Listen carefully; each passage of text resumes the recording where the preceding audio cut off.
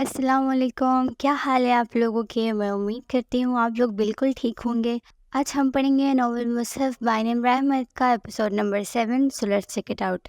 سیڑھیوں کے ساتھ لگے خدادم آئینے کے سامنے وہ کڑی کان میں جھمکا پہن رہی تھی۔ جھمکا چاندی کا تھا، اس کے سلور چوڑیدار پائجامے جیسا، اور سبز قمیص پہ بھی اسے سلور کا کام تھا، اور دوپٹہ تو جیسے سبز آسمان پہ تارے بکھرے ہو۔ چھوٹی آستینوں سے اس کے گورے قداس بازو نمایاں تھے، اور نازک کلائیوں میں بڑھ بڑھ کے سلور اور سبز چوڑیاں۔ ہلکا سا میک اپ اور سنہرے بورے بال سیدھے شانوں پہ بکھرے تھے۔ جھمکا کان میں جا کے ہی نہیں دے رہا تھا، وہ چوڑیوں بڑے دونوں ہاتھ سے جھمکوں کو کان میں سوراخ میں ڈالنے کی کوشش کر رہی تھی۔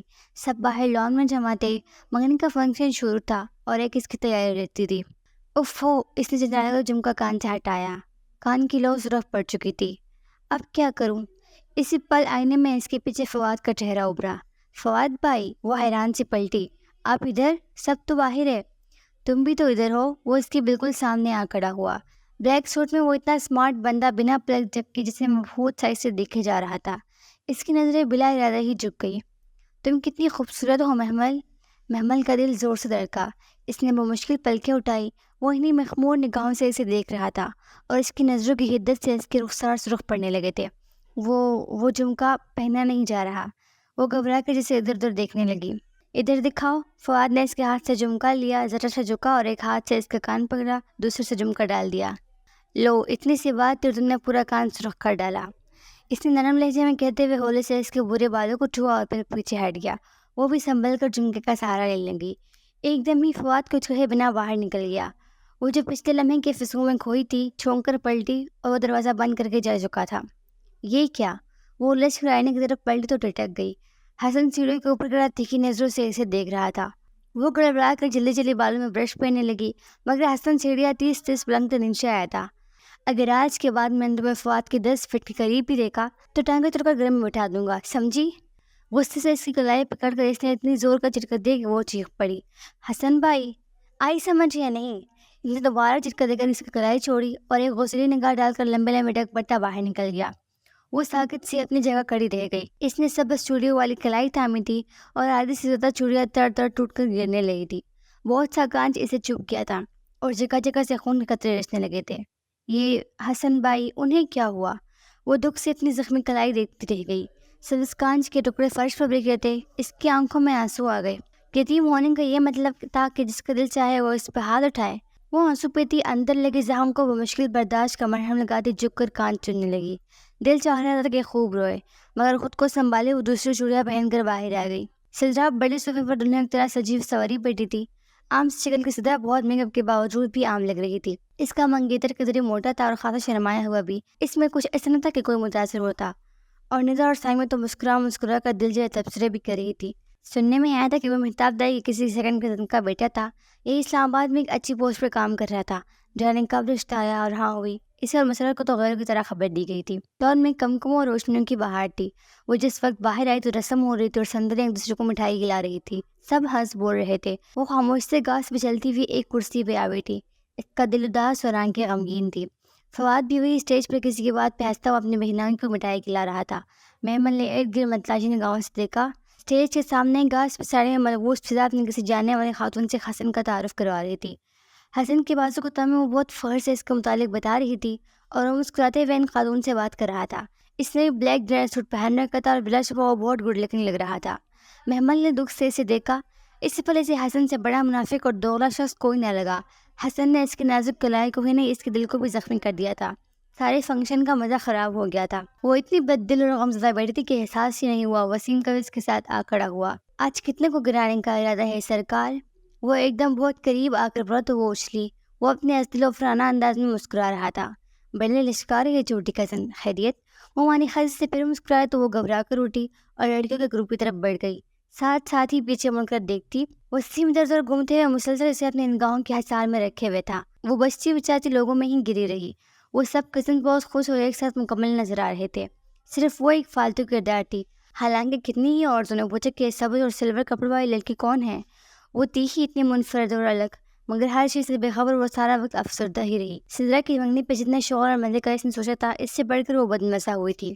فواد اسے آفس میں چھوٹے موٹے کام دینے لگا تھا، زیادہ تر اسے سپرویژن پہ ہی لگا تھا۔ یہ ڈرافٹ بنوانا ہے، اپنی نگرانی میں فنانس کا ذاکر صاحب سے بنوا لاؤ، اس چیک پہ سائن کروانے ہیں، مفتی صاحب سے کروا لاؤ۔ اور یہ سارے کام بہت اعتماد طلب ہوتے تھے، اسے اچھا لگتا تھا کہ وہ اس سے بھروسہ کرتا ہے، اس کا خیال رکھتا ہے۔ دوپہر کا کھانا وہ اکٹھے ہی کھاتے، باقی وہ تو اپنے آفس میں کام کرتا اور محمل اپنے کیبن میں بیٹھ کر دوسروں کا بغور مشاہدہ کرتی۔ کبھی کبھی اسے احساس ہوتا کہ اتنے دن گزر جانے کے بعد بھی نہ تو وہ زیادہ کام کرنے کے بارے میں سمجھ پائی ہے اور نہ ہی وہ زیادہ فواد کے قریب آئی ہے۔ وہ ہمیشہ اس کی پسند کی چیز منگواتا، اس سے اس کی اسٹڈیز اور مشائل کے متعلق ہلکی پھلکی گپ شپ کرتا، مگر اس شام آئینے کے سامنے کھڑے ہو کر جھمکا پہننے جیسی بےخودی اور جرأت اس نے پوری کبھی نہیں کی تھی۔ اس روز وہ صبح فواد کے ساتھ آفس نہیں گئی۔ دوپہر میں اسٹاپ پہ آنا، میں تمہیں پک کر لوں گا، آج مجھے تم سے کچھ بات کرنی ہے، وہ صبح دھیرے سے کہہ کے آتا، اور اب وہ مسرور سے دوپہر کے انتظار میں اوپر ٹیرس پہ بیٹھی چائے پی رہی تھی۔ جانے فواد کو کیا بات کرنی تھی، اتنا کیا خاص کام تھا؟ وہ ٹانگ پٹانگ چائے بیٹھی چائے کیسی پلیٹی سوچی جا رہی تھی، نگاہیں یوں ہی سامنے والے کے لان پہ بھٹک رہی تھی۔ وہاں گھاس پہ سفید چادریں بچھی ہوئی تھی اور ان پہ سفید شلوار قمیص اور ٹوپیوں والے مدرسے کے بچے ہل ہل کر سپارے پڑھ رہے تھے۔ درمیان میں ایک چھوٹی سی میز تھی، اس پہ ایک بڑا سا قرآن پاک اور کچھ سپارے رکھے تھے، ساتھ ہی اگربتیاں جل رہی تھی۔ وہ بلا ارادہ ہی بڑے بند قرآن کو دیکھی گئی۔ ذہن کے کسی نخاں آنے سے وہ چہرہ نکل کر اس کی آنکھوں کے سامنے آیا تھا، سیاہ فن لڑکی کا چہرہ، سیاہ آنکھیں اور موٹے موٹے سیاہی مائل ہونٹ۔ وہ سب کو سینے سے لگاتی ہوئی سڑک پر دور جا رہی تھی۔ کبھی کبھی اسے وہ منظر آتا تھا تو یوں لگتا جیسے شاید جاتے سمے اس کی سیاہ آنکھوں پہ آنسو تھے۔ وہ کیوں رو رہی تھی وہ سمجھ نہ پائی تھی۔ اسی طرح بچے ہل ہل کر سپارے پڑھ رہے تھے۔ اس نے دیکھا کونے میں بیٹھے ایک بچے نے سپارے کا صفحہ الٹتے ہوئے احتیاط سے ادھر ادھر دیکھا اور پھر 2 صفحے پلٹ دیے۔ چند لمحے بعد اس نے پھر نگاہ آس پاس گھمائی اور کسی کو متوجہ نہ پا کر 3 صفحے پھر سے اکٹھے پلٹ دیے اور پھر بلند آواز میں لہک لہک کر پڑھنے لگا۔ نہ چاہتے ہوئے بھی محمل ہنستی۔ وہ چھوٹا سا بچہ اپنے دانش سے اپنے ارد گرد لوگوں کو دھوکہ دے رہا تھا، یا شاید پھر رب کو بھی، وہ جان نہ پائی۔ بچہ آہستہ آہستہ اٹھ کر سپارے رکھنے لگے، یہاں تک کہ سارے سپاروں کا واپس میز پہ ڈھیر لگ گیا تو قاری صاحب نے قریب کھڑے ملازم کو اشارے سے اپنی طرف بلایا۔ قرآن خوانی ہو چکی ہے، بریگیڈیئر صاحب کو بلا دیجیے کہ دعا میں شرکت کر لے۔ ملازم سر ہلا کر اندر چلا گیا اور فواد کو بول کر دلچسپی رجسٹر سے ریلنگ پر جھکی ساری کارروائی دیکھنے لگی۔ چائے کا کپ اس نے ایک طرف ڈال دیا تھا۔ چند منٹ بعد ملازم برآمدہ عبور کے اعلان میں اتر آیا۔ قاری صاحب جو منتظر سے بیٹھے تھے سوالی نگاہوں سے اسے دیکھنے لگے۔ سر کہہ رہے کہ وہ بیزی ہے، دعا میں شرکت نہیں کر سکتے، مگر آپ کا شکر ہے کہ آپ نے قرآن پڑھ دیا۔ سر کہہ رہے کہ انہیں سکون نہیں ہے، باقی سب ٹھیک ہے، بس یہی دعا کرا رہے کہ انہیں سکون مل جائے۔ قاری صاحب نے گہری سانس لی اور دعا کے لیے ہاتھ اٹھا دیے۔ وہ جیسے شوق سے سارا منظر دیکھ رہی تھی۔ دل میں نامعلوم سا افسوس اتر آیا، ایک عجیب سا احساس ندامت، عجیب سی بےکلی۔ وہ اس احساس کو کوئی نام نہ دے سکی تو چائے کا کپ اٹھائے نیچے اترائی اور پھر دوپہر تک وہ اس واقعے کو بھول بھال چکی تھی۔ اسٹاپ پہ مقررہ وقت فواد کی مرسیڈیز آتی دکھائی دی تو وہ خوش اور پرشوق سی بینچ سے اٹھی۔ کیسی ہو؟ وہ دروازہ کھول کر اندر بیٹھی تو وہ مسکراتی سے بےتابی سے پوچھ رہا تھا۔ ٹھیک ہوں فواد بھائی، آپ کیسے ہیں؟ وہ سادگی سے کہہ کر بیگ گلنے سے اتار کر پیچھے رکھنے لگی۔ اپنے انداز سے اس نے کبھی فواد پہ ظاہر نہیں کیا تھا کہ وہ اس کی جذبات تک رسائی حاصل کر چکی ہے۔ وہ ہمیشہ خود کو اس کے احسان کے بوجھ تلے ممنون ظاہر کرتی تھی۔ آج کا دن بہت اسپیشل ہے، وہ کار سڑک پہ ڈال کر بہت جوش سے بتا رہا تھا۔ آج مجھے تم سے کچھ کہنا ہے۔ جی کہیے۔ اوہو ابھی نہیں، ابھی سرپرائز نہیں کھول سکتا۔ اچھا ایسا کیا ہے فواد بھائی، تم خود دیکھ لینا۔ خیر ابھی تو ہم شاپنگ پہ چل رہے ہیں، تمہارے لیے کچھ بہت اسپیشل لینا ہے، کپڑے، مگر ابھی تو کوئی فنکشن قریب نہیں ہے نا؟ آج ہے کچھ خاص؟ اچھا کون کون ہوگا ادھر؟ میں اور تم۔ اس نے مبہم سا مسکرا کر اس کی آنکھوں میں دیکھا۔ آفس میں؟ وہ کچھ سمجھ رہی تھی مگر انجان بنی رہی۔ اوہو میریٹ میں، آج ہم ساتھ ڈنر کریں گے۔ میریٹ؟ لمحے بھر کو تو وہ سانس لینا بھول گئی تھی۔ میریٹ میں ڈنر تو کیا، اس نے کبھی اندر سے میریٹ کی شکل نہ دیکھی تھی، لیکن پھر ڈنر کا لفظ اسی طرح پریشان کر گیا۔ میں اتنی رات کو کیا کہہ کر باہر رہوں گی فواد بھائی؟ نہیں ہم جلدی آ جائیں گے اور آج رات میں تمہیں خود گھر لے جاؤں گا سب کے سامنے، لیکن آف کورس تمہارے جواب کے بعد۔ جواب؟ کس چیز کا جواب؟ کچھ پوچھنا ہے تم سے؟ اس کا دل زور سے دھڑکا۔ کیا جو وہ سمجھ رہی تھی سچ تھا؟ مگر کیا؟ یہ تو وہی بتاؤں گا، آؤ کچھ کپڑے لیتے ہیں تمہارے۔ وہ کار پارک کر کے سیٹ بیلٹ بھرا رہا تھا۔ مگر یہ تو ٹھیک ہے، اس نے معمولی سا احتجاج کیا۔ اوہ آج تمہیں اسپیشل تیار ہونا پڑے گا۔ اس کے انداز میں نرم سی دھونس تھی۔ وہ ہنس کر اچھا کہتی نیچے اتر آئی۔ وہ اسے ایک خاصے مہنگے بوتیک پر لے آیا تھا، کپڑوں سے زیادہ کپڑوں کی قیمتیں ہوش اڑا دینے والی تھی۔ وہ خود ہی آگے بڑھ کر کپڑے ادھر ادھر پڑھ کر دیکھنے لگا، پھر رک کر پوچھا، تمہیں ساڑیاں پسند ہیں محمل؟ ساڑیاں؟ وہ حیران ہوئی۔ جی مگر وہ بہت فارمل۔ کوئی اگر مگر نہیں، یہ ساڑی دیکھو کیسی ہے۔ اس نے ایک سیاہ ساڑی آگے کی، سیاہ شیفون کی ساڑی پہ سلور مکریش بکھرے تھے۔ وہ اتنی خوبصورت جلملائی ساڑی تھی کہ نظریں خیرہ کر دیتی۔ اچھی ہے مگر بہت قیمتی۔ تم سے زیادہ قیمتی نہیں ہے، یہ پیک کر دے؟ پھر میچنگ جوتے اور ایک نازک سا سلور رنگ والا آرٹیفیشل کا لیتے وقت خاصا وقت لگ گیا۔ دوپہر ڈلنے لگی تھی جب وہ جیولری شاپ میں داخل ہوئے۔ Gold and diamond jewellery shop میں محمل کا دل زور سے دھڑکا تھا۔ کیا فواد اس کے لیے کچھ اتنا قیمتی لینے جا رہا تھا؟ کیا وہ اس کے لیے اتنی خاص تھی؟ ڈائمنڈ رنگ سکھائیے۔ وہ کرسی کینچ کر ٹانگ پہ ٹانگ کے بیٹھا کرتا تھا حکم اور رغب سے بولا تو محمل تو سانس دینا ہی بھول گئی۔ خدا اس طرح چپڑ پاڑ کر بھی مہربان ہوتا ہے، اسے آج ہی پتہ چلا تھا۔ محمد بارش سنار صاحب نے فوراً کچھ سیاہ کیس سامنے کیے اور جیسے جیسے وہ سیاہ کیس کھولتے جا رہا تھا جگر جگر کرتی ہیرو کی انگوٹھیاں اس کی آنکھیں چھندیا رہی تھی۔ سر سولر چیئر میں دکھا دوں؟ ہاں بالکل۔ وہ تو بالکل چھپ سی بیٹھی تھی، سمجھ نہیں آتی کہ ریٹ کس طرح کرے۔ فواد کو کوئی رنگ پسند نہیں آ رہی تھی، وہ اس سے رائے بھی نہیں لے رہا تھا، بس دھڑا دھڑ انگوٹیاں رد کرتا جا رہا تھا۔ یوں کرو تم پہلے تیار ہو جاؤ، رنگ بعد میں لے لیں گے۔ شاپ سے نکلتے ہوئے اس نے گھڑی دیکھی۔ میرے 6 سے 7 ایک میٹنگ ہے، بہت ضروری ہے، مس نہیں کر سکتا۔ 6 سے 7 تمہیں میرے ساتھ آفس میں بیٹھنا پڑے گا، پھر 7 بجے ہم اکٹھے میریٹ کے لیے نکلیں گے، سو تم ابھی تیار ہو جاؤ۔ کدھر؟ وہ واقعی حیران ہوئی تھی۔ پارلر میں، اور کدھر؟ میں نے تمہارے لیے اپائنٹمنٹ لے لی تھی، صرف تم اندر جانا، وہ تمہیں تیار کر دیں گے۔ وہ اسے قریبی پارلر لے آیا اور پھر ویسے ہی جیسے اس نے کہا تھا۔ محض 1 گھنٹے کے بعد جب وہ پارلر کے قدارے میں آنے کے سامنے کھڑی خود کو دیکھ رہی تھی تو اسے خود پہ رشک آیا تھا۔ سیاہ مکیش کی جلماتی ساڑی میں اس کا دراز قد سیاہ سلور پینسل ہیل کے باعث مزید نمایاں ہو گیا تھا۔ لمبی سراہی سی گردن اونچے جوڑے کے باعث بے حد دلکش لگ رہی تھی۔ جوڑے سے چند ایک لٹک نگرالی کر کے اس کی گردن اور رخساروں پہ جھول رہی تھی۔ لائٹ لپسٹک کے ساتھ بلیک اسموکی آئیز اور سیاہ بلاؤز کی چوٹی آسمان سے جھلکتے اس کے بے حد گورے سرہنے سے بازو۔ ذرا سی محنت سے وہ اتنی حسین لگ رہی تھی کہ خود کو دیکھ دیکھ کر اس کا دل نہیں بھر رہا تھا۔ وہ باہر آئے تو جو اس کے انتظار میں گاڑی سے ٹیک لگائے کھڑا تھا بے اختیار سیدھا ہوا اور پھر مبہوت سا دیکھتا رہ گیا۔ وہ ساڑی کا پلو انگلی سے لپیٹے احتیاط سے سیلون کے باہر سیڑھیاں اتر رہی تھی۔ اتنی حسین ہو تم محمل، مجھے اتنے برس پتہ ہی نہیں چلا۔ وہ جسے متاسف ہوا تھا، وہ بے اختیار مسکرا دی۔ Thank you. چلے؟ اس سے آسمان کو دیکھا جہاں شام ڈلنے کو تھی۔ ہاں میری میٹنگ شروع ہونے میں زیادہ وقت نہیں ہے۔ چلو۔ ایک بھرپور مسکراتے نگاہ سے بلا کر وہ کار کا لاک کھولنے ہی لگا تھا، اس وقت اس کا سیل فون بج اٹھا۔ اس وقت کون؟ کہتے کہتے اس نے اسکرین کو دیکھا اور پھر چونک کر فوراً کان سے لگا لیا۔ جی ملک صاحب، خیریت؟ جی کیا مطلب؟ اس نے لب بھینجر کچھ دیر کو دوسری طرف سے سنا۔ مگر آپ نے ان کو بتایا تھا کہ آپ کو میں نے ہی بھیجا ہے۔ مگر کیوں؟ انہوں نے سائن کیوں نہیں کیے؟ اور ایک دم اس فواد کے چہرے پر ابھرتی غصے کی لہر دکھائی دی۔ آپ سینئر آفیسر ہے یا جونیئر، انہیں اس سے کیا غرض؟ آپ کو پتہ ہے ملک صاحب، اگر انہوں نے فائل سائن نہ کی تو صبح تک ہماری فیکٹری ڈوب جائے گی، ہم برباد ہو جائیں گے۔ اس نے رک کر سوچنا اور ایک دم بتکا۔ کیا مطلب؟ میں اس وقت کیسے آ سکتا ہوں اتنی دور؟ میری میٹنگ ہے صدیق صاحب کے ساتھ 6 سے 7۔ میں ابھی ASP صاحب سے کیسے ملنے آ سکتا ہوں؟ کیا بکواس ہے؟ اس نے جلا کر فون بند کر دیا۔ کیا ہوا؟ وہ گھبرا کر قریب آئی۔ معلوم نہیں اب کیا ہوگا۔ وہ پریشان سے کوئی دوسرا نمبر پریس کرنے لگا۔ لمحے بعد وہ تیزی سے بھول کے کہتا کہ اس کے ساتھ وہ کڑی ہے۔ جی راؤ صاحب، میں نے ملک ریاض کو بھیجا تھا آپ کی طرف۔ مگر راؤ صاحب اتنی میں کیا اعتباری؟ اس نے رک کر دوسری طرف سے سنا، پھر جسے ضبط کرتے ہوئے بے بسی سے بولا۔ آپ کے ASP کا دماغ تو ٹھیک ہے، اس کا باپ جاگیردار ہوگا اپنے گاؤں کا، ہم ان کے مزارے نہیں ہیں۔ بورڈ آف ڈائریکٹرز میں کسی کے پاس اتنا وقت نہیں ہے کہ ان کی ایک کال پہ چلائے۔ نہ ہی۔ وہ لمحے بھر کو رکا اور پھر میں کچھ دیر میں آپ کو بتاتا ہوں کہہ کر اب وہ کوئی دوسرا نمبر ملانے لگا تھا۔ ASP ہمایوں داؤد۔ جانے کیا مسئلہ ہے اس شخص کا؟ محمل پر دل سے اس کے ساتھ گاڑی کے باہر کھڑی تھی۔ نہ جانے کیا ہوا تھا، دل میں عجیب عجیب سے وسوسے آ رہے تھے۔ خیریت ہے فواد بھائی؟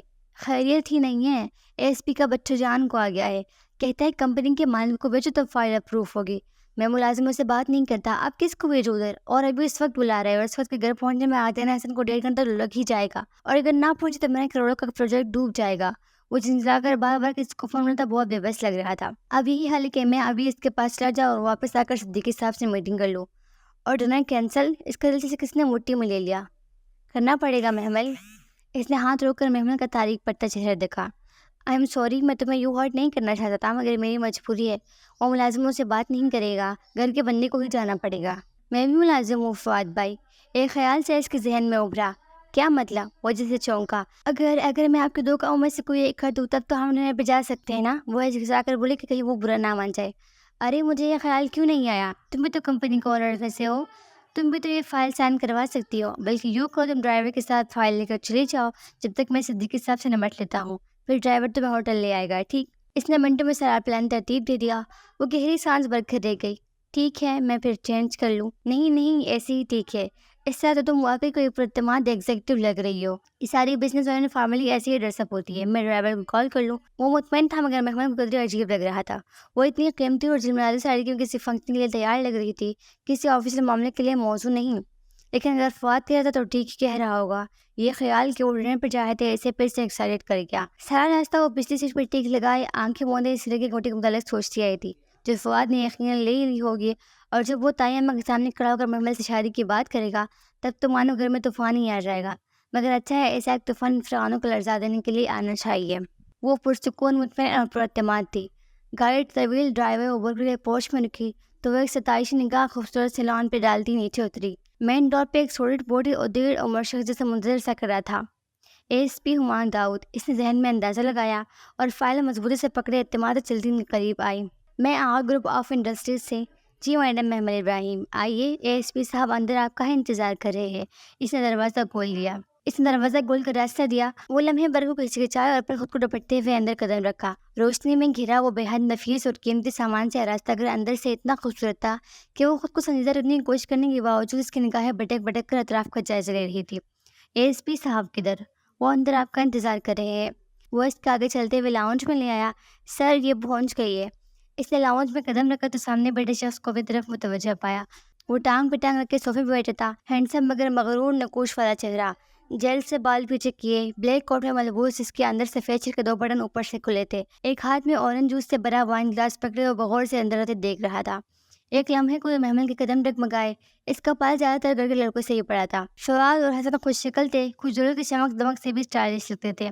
باقی اس کے چچاؤں میں کوئی بھی اتنا متاثر کن شخصیت کا عمل نہ تھا جتنا صوفے پہ بیٹھا وہ مغرور سے دکھنے والا شخص تھا۔ ہینڈسم، بے حد ہینڈسم، اتنا وجیہہ مرد اس نے پہلی مرتبہ دیکھا تھا۔ وہ نہ چاہتے ہوئے بھی مرغوب ہو گئی۔ وہ خاموش سے اسے بغور جانچتے نگاہوں سے دیکھتا رہا، یہاں تک کہ وہ کر سیدھی سامنے والے صوفے پہ بیٹھی اور فائل سامنے میز پہ رکھ دی۔ اب اس کا اعتماد کسی حد تک بحال ہونے لگا تھا۔ یہ فائل اپروو کروانی تھی اے ایس پی صاحب۔ وہ ٹانگ پہ ٹانگ سے مقابل بیٹی خاصے اعتماد سے بولی تو وہ ذرا سا مسکرا دیا، پھر سامنے ہاتھ باندھے کھڑے سوٹڈ بوڑھ شخص کو دیکھا۔ ان کو آغا فواد کریم نے ہی بھیجا ہے راؤ صاحب۔ مسکرا کر کہتے ہوئے اس نے جوس کا گلاس لبوں سے لگایا۔ محمل نے ذرا چونک کر راؤ کو دیکھا، وہ بھی مسکرا دیا تھا۔ کچھ تھا ان دونوں کی معنی خیز مسکراہٹ میں کہ دور اس کے ذہن میں خطرے کا الارم بجا۔ تو آپ فائل اپروو کروانے آئے ہیں؟ وہ استہزائیہ مسکراتے نگاہوں سے کہہ رہا تھا۔ محمل کو الجھن ہونے لگی تھی۔ جی، یہ آغا گروپ آف انڈسٹری کی فائل ہے اور آپ کی اپنی فائل، وہ کہاں ہے؟ اس نے گلاس سائڈ پر رکھا اور قدر جھک کر ہاتھ بڑھا کر فائل اٹھائی۔ میری کون سی فائل؟ کچھ تھا جو اسے غلط لگ رہا تھا، کہیں بہت کچھ غلط ہو رہا تھا۔ آپ جائیے راؤ صاحب۔ اس نے فائل کے صفحے پلٹا کر ایک سرسری نگاہ ڈالی اور پھر فائل اس کی طرف بڑھائی۔ محمل دینے کی لوٹی مگر وہ بہت تیز راؤ صاحب نے آگے بڑھ کر فائل تھامی اور جا کر آغا فواد کی ڈرائیور کو کہی کہ فائل اپرووڈ ہے، صبح ان کو رسید مل جائے گی۔ بہتر سر۔ راؤ صاحب فائل لے کر پلٹ ووٹ کھڑی ہوئی۔ مجھے دے دی، میں لے جاتی ہوں۔ وہ دونوں ایک دم چونکے تھے اور پھر رک کر ایک دوسرے کو دیکھا۔ ہمایوں نے اشارہ کر تو راؤ صاحب سے ہلا کر باہر نکل گئے۔ آپ بیٹھیے مدام، ڈرائیور دے آئے گا۔ ایک دم ہی اس کے کانوں میں خطرے کی گھنٹی زور زور سے بجنے لگی۔ اسے لگا وہ غلط وقت پہ غلط جگہ اور غلط لوگوں کے درمیان آ گئی ہے، اسے وہاں نہیں آنا چاہیے تھا۔ نہیں، میں چلتی ہوں۔ وہ پلٹنے لگی تھی کہ وہ تیزی سے اٹھا اور زور سے اس کے بازو سے پکڑ کر اپنی طرف گھمایا۔ اس کے لبوں سے چیخ نکل گئی۔ زیادہ اور سمارٹ بننے کی ضرورت نہیں ہے، جو کہا جا رہا ہے ویسا ہی کرو۔ اس کے بازو کو اپنی یعنی گربن میں دبوچے وہ غرایا تھا۔ لمحے بھر کو تو زمین آسمان میں محمل کی نگاہوں کے سامنے گھومنے لگے تھے۔ چھوڑ دے مجھے۔ وہ سنبھل ہی نہ پائی تھی کہ ہمایوں داؤد نے اس کے دونوں بازو کو ہاتھوں میں پکڑ کر اس کا دے کر بالکل سامنے کیا۔ زیادہ چالاکی کرو تو اپنے پیروں پہ گھر نہیں جاؤ گی۔ مجھے چھوڑ دے، مجھے گھر جانا ہے۔ محمل نے اس کو پرے دھکیلنا چاہا مگر اس کی گرفت بہت مضبوط تھی۔ گھر جانا ہے؟ گھر ہی جانا تھا تو اتنا بناؤ سنگار کیوں کہتے ہوں؟ اس نے ہولے سے اس کو توڑی کو انگلی سے اوپر کیا، دوسرے ہاتھ سے کوہنی اتنی مضبوطی سے جکڑ رکھی تھی کہ وہ ہل نہ پائے، گھبرا کر چہرہ پیچھے کیا۔ میں فنکشن پہ جا رہی تھی، آپ غلط سمجھ رہے ہیں مجھے، میں ایسی لڑکی نہیں ہوں۔ آپ فواد بھائی سے میری بات کرائے، انہیں بتایا کہ بھائی، وہ چونکا۔ آغا فواد تمہارا بھائی ہے؟ جی وہ میرے بھائی ہے، آپ بے شک ان سے پوچھ لے۔ مجھے یہاں نہیں آنا تھا، فواد بھائی کو خود آنا تھا مگر ان کی میٹنگ تھی۔ وہ ایک دم رونے لگی تھی۔ آپ پلیز مجھے گھر جانے دیں، میں غلط لڑکی نہیں ہوں، میں ان کی بہن ہوں۔ جھوٹ بول رہی ہے۔ راؤ پیچھے آ کھڑا ہوا تھا۔ اس کو ادھر آنا تھا، چند ہفتے پہلے ہی تو ڈیل ہوئی تھی سر، اور اسی کے نام سے ہوئی تھی، کم عمر، خوبصورت اور انچوئی۔ آغا نے کہا تھا یہ ہماری ڈیمانڈ پہ پوری کرتی ہے۔ راؤ کا لہجہ سپاٹ تھا۔ محمل ابراہیم نام ہے نا تمہارا؟ تم آغا کی بہن کیسے ہو سکتی ہو؟ وہ 3 کروڑ کے نفع کے پیچھے اپنی بہن کو ایک رات کے لیے نہیں بیچ سکتا۔ اس کے ارد گرد سے دھماکے ہو رہے تھے، اسے بہت زور کا چکر آیا تھا۔ وہ گرنے ہی لگی تھی کہ ہمایوں نے اس کو دوسری گمنے سے پکڑ کر اسے سامنے کھڑا رکھا۔ اب سیدھی طرح بتاؤ کہ تم ہمیں بیوقوف بنا رہی ہو یا آغا نے تمہیں بیوقوف بنایا ہے؟ تم محمل ابراہیم ہو اور وہ فواد کریم، وہ تمہارا سگا بھائی ہے۔ اتنے اچھے لڑکیاں فراہم کر رہا ہے، پر تو کبھی اپنی بہن کا سودا نہیں کیا۔ نہیں، اس نے بے یقینی میں نفی میں سر ہلایا۔ آپ جھوٹ بول رہے ہیں، فواد بھائی میرے ساتھ ایسا نہیں کر سکتے۔ آپ میری ان سے بات کرائے، آپ خود ہی سن لینا، وہ میرا ویٹ کر رہے ہیں، ہمیں فنکشن پہ جانا تھا۔ ہر عام انسان کی طرح محمل کو بھی جھوٹ کی ہلکی پھلکی عادت ہوتی، اور اسی پرانی عادت کا کمال تھا کہ خود بخود اس کے لبوں سے ڈرنے کی جگہ فنکشن نکلا تھا۔ کئی لاشعور میں ایسے احساس تھا کہ اگر وہ اسے اپنے اور فواد کے خاص ڈرنے کا کہتے تو وہ اسے بری لڑکی سمجھتے۔ راؤ صاحب، اگر فواد کو فون ملائے۔ Right sir. راؤ موبائل پہ نمبر ملانے لگا اور اسپیکر آن رکھے، اس لیے کہہ کر ایک گہری نظر محمل میں ڈالی جو بے قرار اور حراجت سے راؤ کے ہاتھ میں پکڑے فون کو دیکھ رہی تھی۔ جی راؤ صاحب، ایک دم کمرے میں فواد کی آواز گونجی۔ مال پہنچ گیا؟ پہنچ تو گیا ہے مگر پرزے آواز بہت دیتے ہیں، آپ بات کر لی۔ اس نے فون آگے بڑھا کر پیمل کے کان سے لگایا۔ ہیلو فواد بھائی، وہ رو پڑی تھی۔ فواد بھائی، یہ لوگ مجھے غلط سمجھ رہے ہیں، آپ پلیز ان کو بکواس مت کرو، میری بات غور سے سنو۔ تمہیں وہ ڈائمنڈ رنگ چاہیے یا نہیں؟ چاہیے نا تو جیسے ایس پی صاحب کہتے ہیں کرتی جاؤ۔ فواد بھائی، وہ حلق کی بل چلائی، یہ میرے ساتھ کچھ غلط کر دیں گے۔ وہ جو کرتے ہیں کرنے دو، صرف ایک ہی رات کی تو بات ہے، آپ زیادہ بک بک مت کرنا، صبح تمہیں ڈرائیور لینے آ جائے گا۔ ساتویں آسمان کے سر پر ٹوٹے تھے، وہ ساکت سی کڑی رہ گئی۔ صرف ایک رات کی تو بات ہے، صرف ایک رات کی ہی تو بات ہے۔ اس کی آواز اس کے ذہن پر ہتھوڑی برسا رہی تھی۔ بس ایک ڈائمنڈ رنگ کلار دیا ہے اس نے تمہیں، اور تم تو کہتی کہ وہ تمہارا بھائی ہے۔ فون اس کے کان سے ہٹا کر بند کرتے ہوئے ہمایوں نے طنزیہ مسکراہٹ کے ساتھ اسے دیکھا۔ وہ اس طرح پتھر کا بے جان بت بنی کھڑی رہی، اس کا ذہن، دل، کان، آنکھیں سب بند ہو چکے تھے۔ راؤ صاحب، پتہ کروائے کہ یہ واقعی فواد کریم کی بہن ہے یا نہیں، اور اس کے بعد میں کتنی سچائی ہے، یہ تو ہم بعد میں معلوم کر لیں گے۔ شمس، بچے لے، اس نے زور سے آواز دی۔ اس کے ہاتھ پاؤں ٹھنڈے پڑنے لگے تھے، ساکت کڑے وجود میں سے سہمی جان آہستہ آہستہ نکل رہی تھی۔ اس کے آنکھوں کے سامنے اندھیرے بادل چھانے لگے تھے۔ دو گن مین دوڑتے ہوئے اندر آئے تھے۔ شمس، اسے اوپر والے کمرے میں بند کر دو، اور دھیان رکھے کہ وہ آگنے نہ پائے، اور بچل، اس کے پہلے کہ اس کا فکر مکمل ہوتا، محمل سے کھلا کر گری، اور اگر اس نے ان کو دونوں بازو سے تام نہ رکھا ہوتا تو وہ نیچے گر پڑتی۔ محمل، وہ اس کا چہرہ تپتپا رہا تھا، اس کی آنکھیں بند ہوتی گئی اور ذہن گہری اندھیرے میں ڈوبتا چلا گیا۔